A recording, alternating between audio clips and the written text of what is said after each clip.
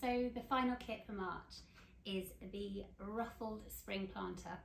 Now this comes in a pot that we had last April that sold out, and it's just perfect for bulbs, so we bought it back again for spring this year, and it's this lovely kind of fluted terracotta pot in its little saucer, and it's lovely. It's just gorgeous for spring bulbs. So in your kit you'll have your gravel, compost, moss, 3 different types of moss. You will have your narcissi, your white narcissi, your blue muscari, and your tete-a-tete, so your little yellow kind of daffodils, miniature daffodils, and you'll have your birch twigs.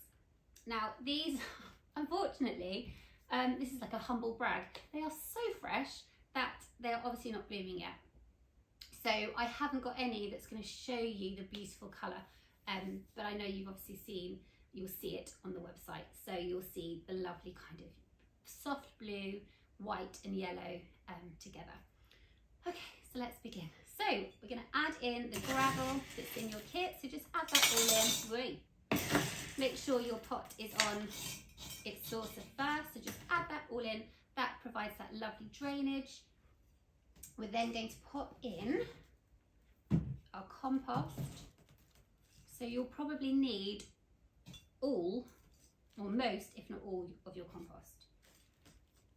So this has got lots of horticultural grit in it, so it's nice and free draining, so it's perfect for your bulbs.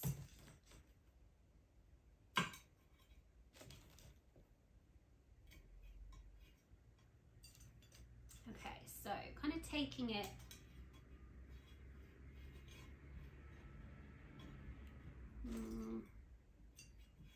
so you've got probably a couple, 2.5 inches maybe of the sort of the pot rim. So if I show you like that, and then we're then going to take our bulbs out and place them on top.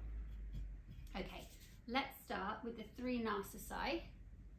So after giving them a nice drink, you can simply take them out of their plant pot, and then you simply need to just break up those bulbs and do it over your pot, and then just simply place your 3 narcissi bulbs just on top of that compost in a sort of triangle shape.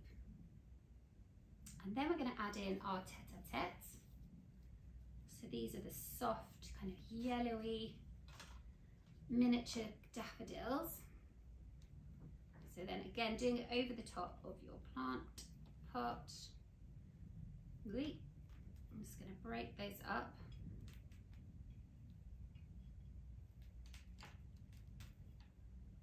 And then you're going to add those in a triangle as well.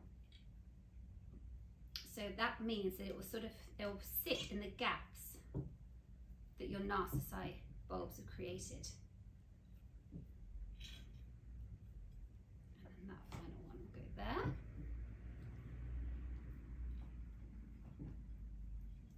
And we're going to jiggle them around at the end once the moss is on.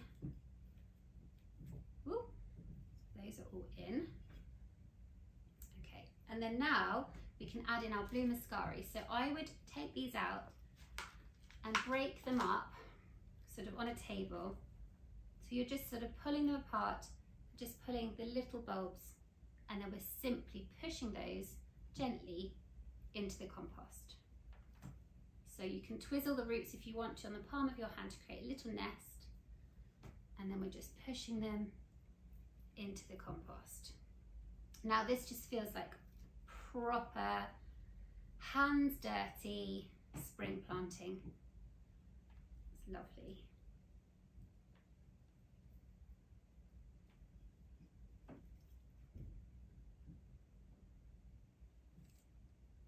Okay, we're nearly there. So you're just dotting those muscari bulbs in amongst your larger sort of narcissi and tete-a-tete. Okay, so now we're ready. Oh, see, it just looks lovely even without any colour. And now going to add it in our moss. have 3 different types of moss. You've got your flat moss, which is this carpet kind of moss here. You've got your bun moss, which is this sort of more, chunky kind of green moss, and you have a little bit of sphagnum. Now the flat moss, as I probably bored you all with the other tutorials, is sort of the main moss that we're going to use. It's the easiest moss to kind of dot amongst all these like lovely bulbs. So you will have a lot more of the flat moss in your kits. And then just touches of the other 2, just for interest. So I'm going to break this moss up and just put it amongst the bulbs. It doesn't have to be neat, it doesn't have to be perfect. It's the whole point. Just try and sort of enjoy it. Enjoy having your hands in the soil. Take your time. I'm then going to put some bun moss in. So I'm going to take the back of this root off, just so it sits a bit more flush against the compost. But again, it just adds another kind of tone of green. And then I'll add the sphagnum moss in amongst the other little bulbs. And that's all in. Now you can now do a technique if you want to, where you can lift the bulbs and place them back down so you see more of the bulb. To do that, you simply put your fingers, your thumb and your index finger either side of the bulb, and then with your other hand you gently lift and then you put it back down. So you're gently lifting and putting it back down. All that does is it just lifts the bulb above the moss.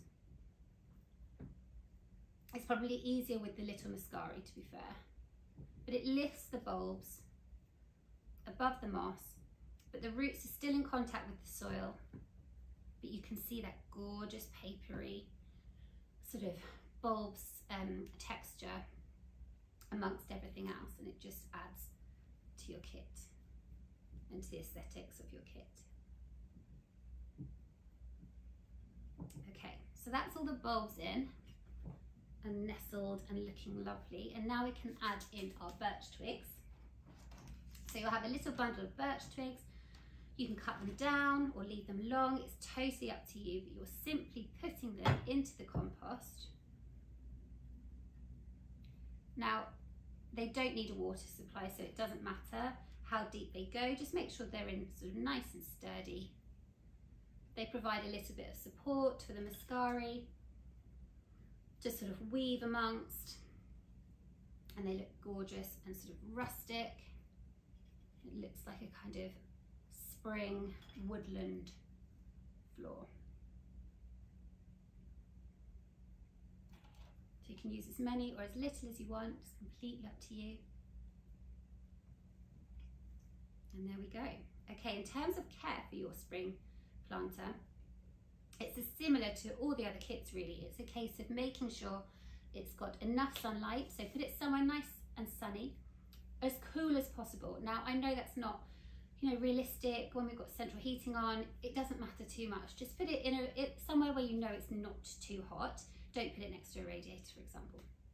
And then keep the soil damp but not waterlogged. So if there's any water pooling in your saucer, tip out that excess so that the roots aren't sat in water for a prolonged period of time. And that's about it. When the bulbs go over, now I'm going to tell you to do this if you want to with the muscari. With the narcissi and the daffodils, I'm not sure, well, from experience, I haven't had any experience putting these back into my garden, whereas I have with the muscari. So I'm going to tell you how to do it with the muscari, and then if you want to do it with the tete-a-tete and the narcissi, please go ahead, give it a go. There's nothing to lose. So you allow your flowers to go over and you can cut them down and take them off. You can deadhead, so for example with the narcissi and the tete-a-tete, once one of the flowers has died, you cut it at the base of the stem and then it encourages new blooms to bloom. So you can do that with all of them actually. You can cut them down at the base of the stem and then that allows new growth to come. In terms of replanting for next spring, you take, once everything's gone, everything's looking really dead and horrible, and you're ready to refresh your pot with something new, you simply cut the flowers off but leave all of the green stems. You allow those green stems or shoots to go yellow. Once they've gone yellow, you can then cut them. I'll show you, sort of, you can cut them here. So these are all going to be yellow. Cut them, and then you pop them 10 centimeters down into the ground with the cut sort of area facing up, and then there is no reason at all why they will not come back next spring. So it's definitely the kit that keeps giving. You know, you'll enjoy it this spring in your home, and then hopefully you'll enjoy it next spring in your garden. So there you have it. That is the Ruffled Spring Planter Kit.